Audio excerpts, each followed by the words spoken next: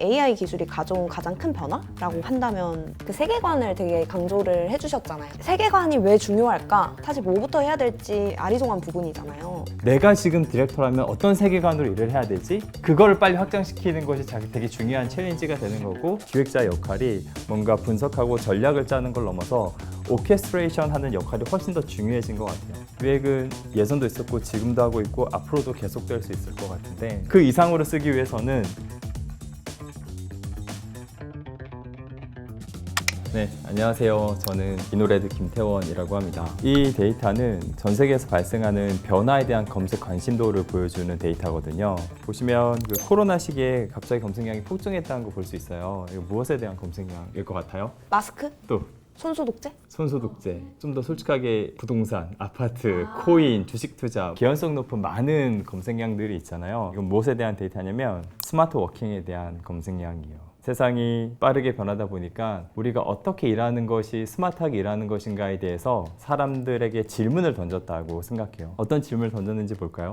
파란색 그래프는 삶의 의미에 대한 검색량이고, 노란색은 일의 의미에 대한 검색량이에요. 우리는 언제나 삶과 일에 대해서 많은 고민을 하며 살아왔지만 이 고민이 폭증하는 시기가 있어요. 이때가 바로 생성형 AI를 우리가 마주쳤을 때였어요. 지금 우리가 경험한 이 AI를 어떤 기술적 진화의 관점에서 볼 것이 아니라 되게 하나의 거대한 문화적 변곡점으로 저는 보고 싶다는 생각을 하게 되었고, 어쩌면 역사상 가장 기술적인 시대지만 동시에 전 인류가 인문학적 질문을 동시에 던지는 그런 시대라는 게 되게 흥미롭다고 생각했어요. 근데 요즘 AI는 먼 바다에 있는 파도가 아니라 우리 일상에 관련된 일이잖아요. 마케팅이나 기획이나 광고 영역에도 저는 좋은 질문이 필요하다고 생각해요. 기획이나 광고 그쪽에 조금 초점을 맞췄을 때 AI 기술이 가져온 가장 큰 변화라고 한다면 이 문장으로 좀 대신할 수 있을 것 같아요. AI는 창의력의 확장이고 프로세스의 민주화란 말이 있거든요.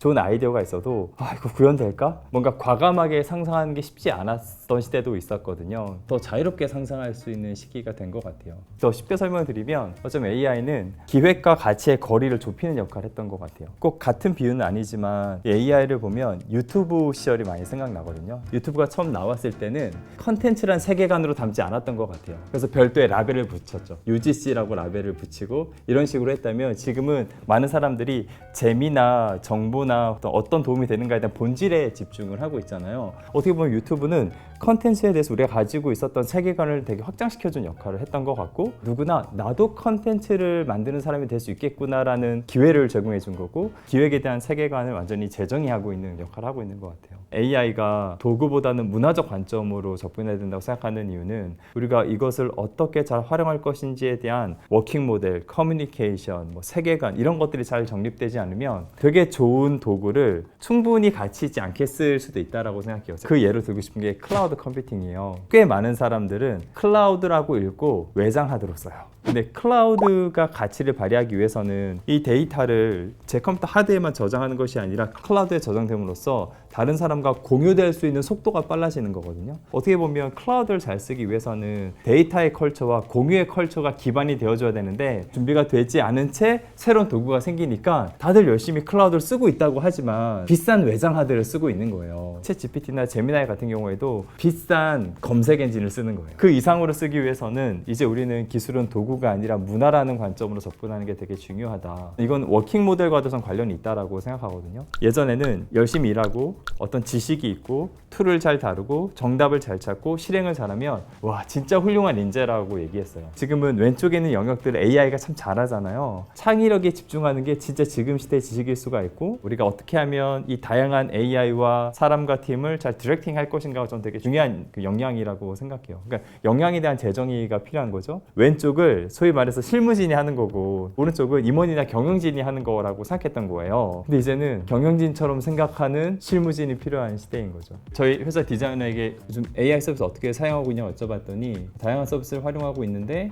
마치 저에게 똘똘한 후배가 한 명 생긴 것 같아요 라고 말했거든요. 다른 말로 표현하면 이제 디자이너는 디렉터처럼 사고하는 것에 조금 더 집중하면서 일을 하는 것이 필요하고, 아예 장을 먼저 마련해 주면 AI 도구들을 훨씬 더 잘 활용하실 수 있을 것 같다는 판단이 들어서 디자이너분들이 팀 체계에서 개개인의 비주얼 디렉터 체제로 바뀌게 되었고 CPD라고 해서 프로덕트 디자이너분들도 계시거든요. 제품 디자인 팀의 김 과장입니다. 뭐 김대리님 이랬잖아요. 아니 전부 다 개개인이 다 디렉터 체제인 거죠. 내가 지금 디렉터라면 어떤 세계관으로 일을 해야 되지? 그거를 빨리 확장시키는 것이 되게 중요한 챌린지가 되는 거고 그럴 수 있도록 저희 회사가 동료들이 도와주는 방식으로 일을 하고 있죠. 광고를 완성하기까지 되게 여러 가지 단계들이 있잖아요. 그렇죠. 그 모든 과정에서 AI가 좀 활용될 수 있는 그 네. 단계 같은 거를 설명을 해주신다면 좋겠어요. 사실